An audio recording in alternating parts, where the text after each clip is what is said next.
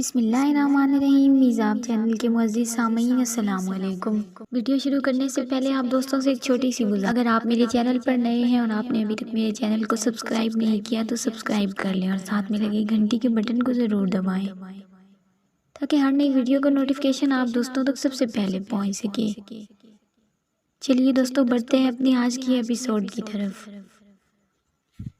دریاب صاحب کے آنسو نکل نکل کر اس کا ہاتھ بھگو رہے تھے۔ اچانک اس کے ہاتھوں میں جنبش ہوئی تھی، پلکیں لرزی تھی، لب کپ کپ آئے تھے اور بے آواز ہیلے تھے۔ کچھ الفاظ تھے جو ادا ہوئے تھے جنہیں دریاب صاحب سمجھنے سے قاصر تھے۔ میری بچی زیبی، دیکھو ڈیڈ ہے تمہارے پاس، مائی پرنسس، دریاب صاحب نے محبت سے کہا تھا اور زیبی کے بالوں میں ہاتھ رکھتے اپنے ہونے کا احساس دیا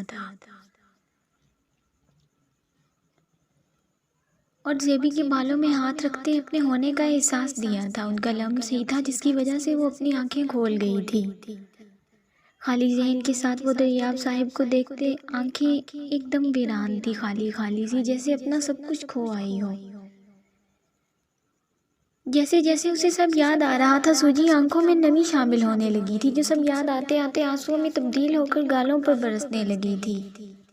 سب یاد آنے کے بعد دریاب صاحب کا ہاتھ تھام گئی تھی اور اسے پکڑ کر رونے لگی تھی۔ ساتھ ساتھ وہ کہنے لگی تھی، ڈیڈ میں نہیں حاصل کر سکی شائن کو، وہ تو مجھ سے محبت نہیں کرتے، ان کی نظر میں میری کوئی عزت ہی نہیں ہے ڈیڈ۔ آپ جانتے ہیں وہ کہتے ہیں میں اچھی لڑکی نہیں ہوں ڈیڈ، کیا برائی ہے مجھ میں تو بہت خوبصورت بھی ہوں نا، اور انہیں کتنا چاہتی بھی ہوں ڈیڈ۔ میرا دل لگ رہا ہے پھٹ جائے گا، میں مر جاؤں گی ڈیڈ، مجھ سے نہیں جیا جا رہا، مجھے لگتا ہے کہ میں ختم ہو رہی ہوں، میرا وجود مجھے چھوڑ رہا ہے، یہ دل لگ رہا ہے کہ رک جائے گا، بند ہو جائے گا،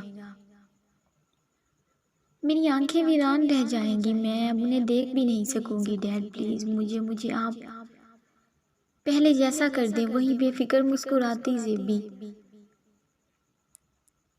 میں تبدیل کر دیں پلیز ڈیڈ، میں مر جاؤں گی، پلیز مجھے بچا لیں ورنہ آپ کی زیبی کو اس کی چاہ نگل جائے گی ڈیڈ۔ دیکھیں کتنی بکھر گئی ہے آپ کی بیٹی، کہاں سے کہاں پہنچا دی گئی ہے۔ اس سے الفاظ ادا نہیں ہو رہے تھے، وہ اتنی شدت سے رو رہی تھی کہ اس کے لفظ دریاب صاحب کا دل دہلا رہے تھے۔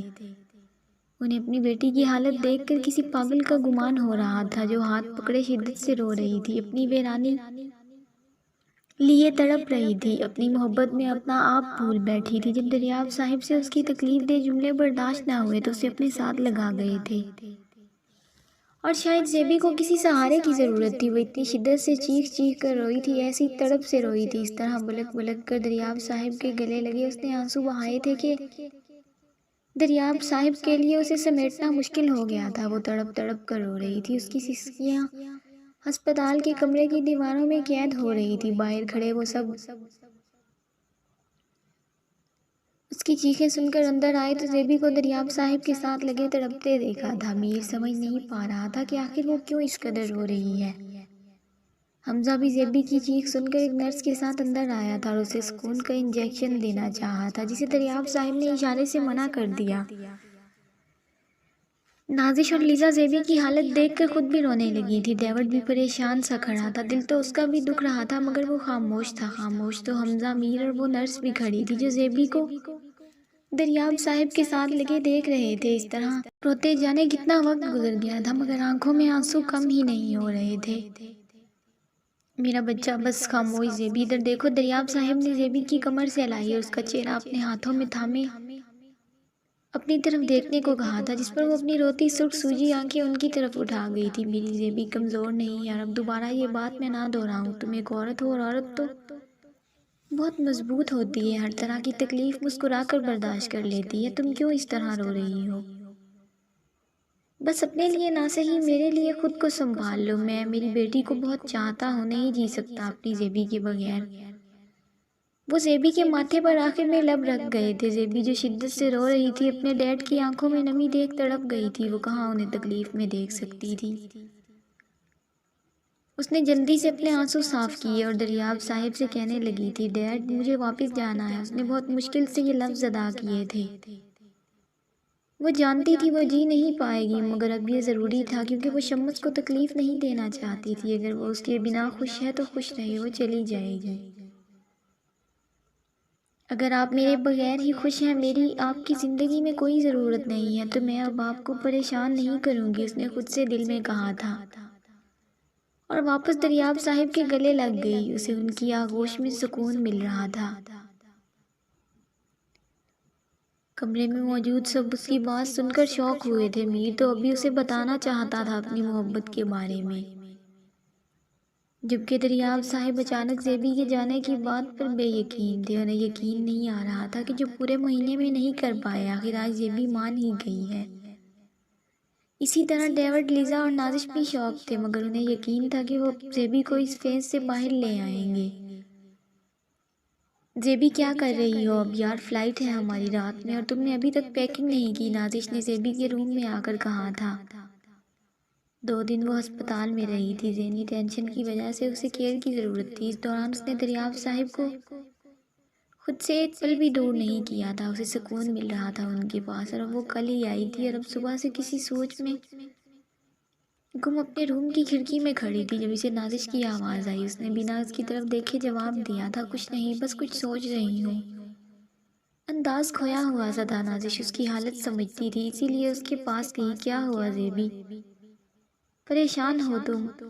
ہم سب جانتے ہیں تم کس تکلیف سے گزر رہی ہو، پر ایک بات تو تم بھی جانتی ہو نا کہ تم اپنے نصیب سے نہیں لڑ سکتی، تو پھر کیوں ضد کر رہی ہو؟ بھول جاؤ اس شخص کو، کوشش کرو سنبھالنے کی خود کو۔ اس کی باتیں سن کر زیبی کی آنکھیں ایک بار پھر نم ہو گئی تھی۔ میں کیا کروں، میرا دل ہی نہیں کر رہا جانے کو، مگر میں یہ بھی جانتی ہوں کہ میں اپنے نصیب سے نہیں لڑ سکتی، پر میں چاہتی ہوں کہ میں شاہین کو ان کی امانت جس پر میرا حق نہیں ہے وہ واپس دے دوں۔ میں خود کو بھولنا چاہتی ہوں، اب نازش میں زیبی کو ہی بھولنا چاہتی ہوں جو شمس سے محبت کرتی ہے، کیونکہ یہ مجھے بہت اذیت دیتی ہے۔ میں نے شمس کو اپنے جانے کا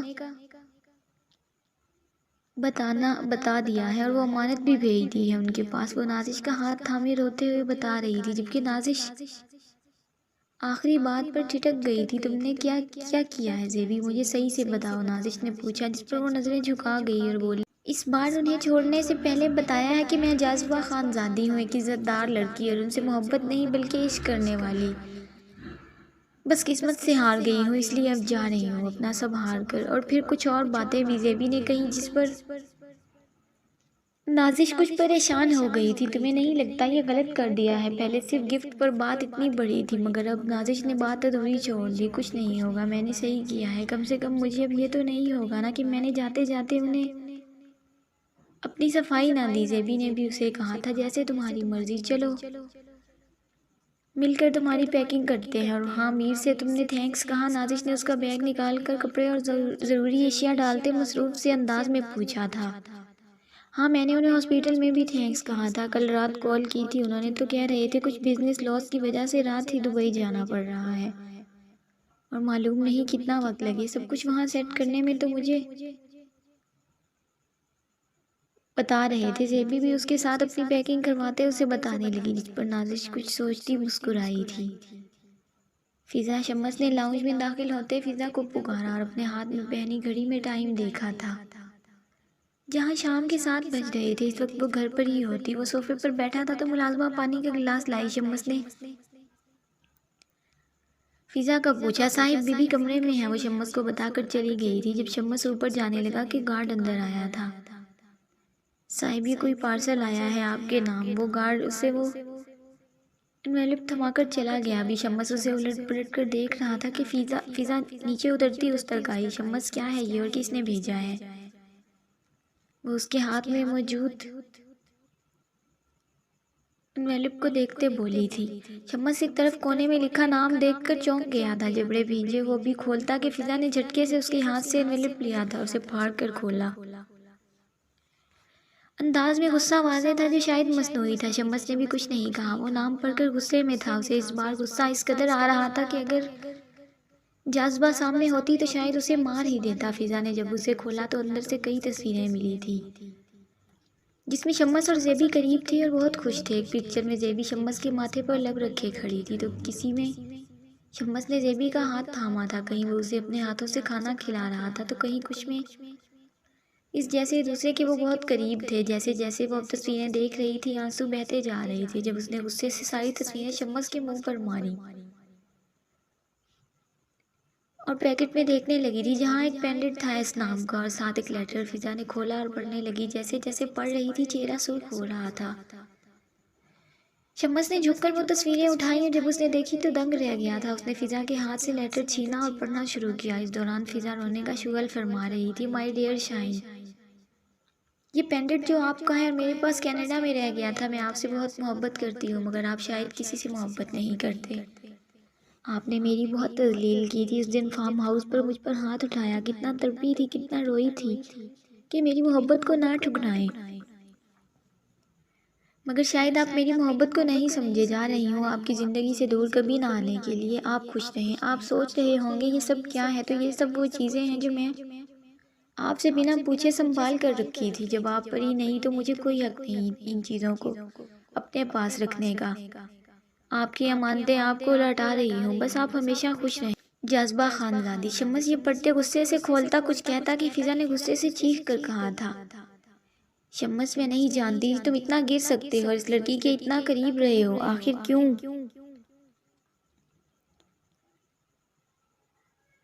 مجھے دھوکہ دیا تم نے شمس، کیوں؟ میں محبت کرتی تھی تم سے اور تم اس لڑکی کے ساتھ افیئر چلاتے رہے۔ شرم نہیں آئی تمہیں اس عمر میں یہ حرکتیں کرتے؟ میں ایک دھوکے باز انسان کے ساتھ ہرگز نہیں رہوں گی۔ شمس ملک، مجھے ڈیورس چاہیے، جا رہی ہوں میں ہمیشہ کے لیے۔ اگر تم نے کبھی محبت کی ہے مجھ سے تو تمہیں میری قسم ہے بنا کچھ کہے مجھے طلاق دو گے۔ فضا غصے سے روتے اسے بول رہی تھی جب شمس اسے سمجھانے کی نیت سے قریب آیا، مگر فضا کی قسم اور طلاق کا مطالبہ اسے سن کر گیا تھا۔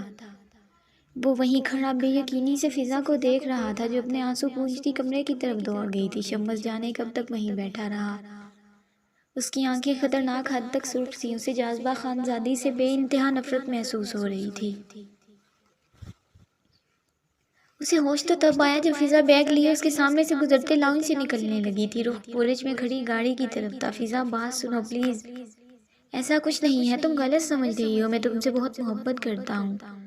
نہیں کرو مجھ پر ٹرسٹ تو کرو، جانتی ہو نا تم بن شمس ملک کچھ نہیں ہے، پلیز فضا بات تو سنو۔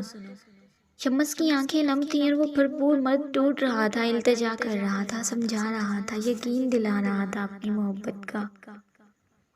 اچھا تم سچے ہو اور وہ تصویریں جھوٹی ہیں، وہ پینڈنٹ جھوٹا، یہ شمس وہی پینڈنٹ ہے نا جو تمہاری برتھ ڈے پر میں نے دیا تھا؟ زیبی کے پاس کیسے آیا؟ ہاں بولو اب، مجھے نہیں رہنا تمہارے ساتھ۔ اگر مجھے 2 دن میں طلاق نہیں دی تو یاد رکھنا میں تمہیں کورٹ تک بھی لے جاؤں گی، کیونکہ ایک دھوکے باز انسان کے ساتھ میں نہیں رہ سکتی، سمجھے؟ غصے سے کہتے وہ اپنی گاڑی میں بیٹھی اور چلی گئی۔ پیچھے شمس وہیں پورچ میں بیٹھتا چلا گیا تھا۔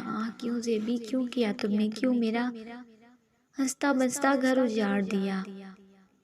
پلیز فیری واپس آ جاؤ، میں بہت محبت کرتا ہوں تم سے، پلیز۔ وہ غصے سے چیختا زیبی سے تصور میں بولا تھا اور آخر میں رو پڑا۔ فضا کو پکارتے، محبت کا یقین دلاتے وہ بھرپور مرد اذیتوں میں مبتلا ہو گیا تھا۔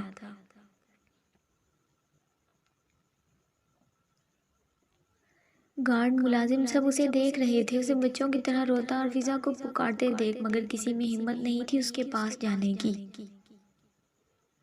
مانا بہت شدید تھا آندھی کا زور، مانا بہت شدید تھا آندھی کا زور، ایسا بھی کیا ہوا کہ ٹھکانے نہیں رہے، اس کج ادا سے ہم کو چھوڑ گیا وہ، آنکھوں میں اشک اور دل میں تقاضے نہیں رہے۔ وہ ایئرپورٹ پر کھڑی تھی کہ آتے وقت وہ یہ چاہت دل میں بسائے آئی تھی کہ شاہین کو حاصل کر لے گی، مگر وہ ایسا نہیں کر سکی اور ادھوری رہ گئی۔ اب وہ یہاں صرف زندگی بھر کی اذیت لے کر جا رہی تھی جو اسے پل پل مارنے والی تھی۔ کہاں کھو گئی؟ چلو فلائٹ اناؤنس ہو گئی ہے۔ نازش نے زیبی کو ہلا کر اپنی طرف متوجہ کیا تھا جو دور کہیں کھوئی تھی۔ اس وقت پنک کلر کا شلوار سوٹ پہنے اچھی لگ رہی تھی۔ دریاب صاحب بھی اس کی ڈریسنگ دیکھ نازش اور ڈیوڈ لیزا کی طرح شوق ہوئے تھے، مگر کسی نے کچھ کہا نہیں تھا۔ بنا کچھ کہے سیٹ سے اٹھ کھڑی ہوئی، اس سے قدم اٹھانا مشکل ہو رہا تھا، مگر اب وہ نہیں رک سکتی تھی، اسے جانا تھا دور، اتنا کہ شمس کی زندگی پر اس کا اثر نہ ہو، وہ خوش رہے۔ ہر قدم کے ساتھ اسے لگ رہا تھا کہ وہ گر جائے گی یا بلک بلک کے شمس کو پکارے گی، یا ہو سکتا ہے اگلا سانس نہ لے تم اب، اور شمس کو تکلیف نہیں دے سکتی، تمہارا اس پر کوئی حق نہیں، تمہیں اکیلے رہنا ہے بنا کسی محبت کے، اپنے ادھورے عشق کے ساتھ۔ ہر قدم پر اس کا دل اور دماغ اسے سمجھا رہا تھا اور وہ اپنے دماغ کی سنتی شمت سے دور جا رہی تھی۔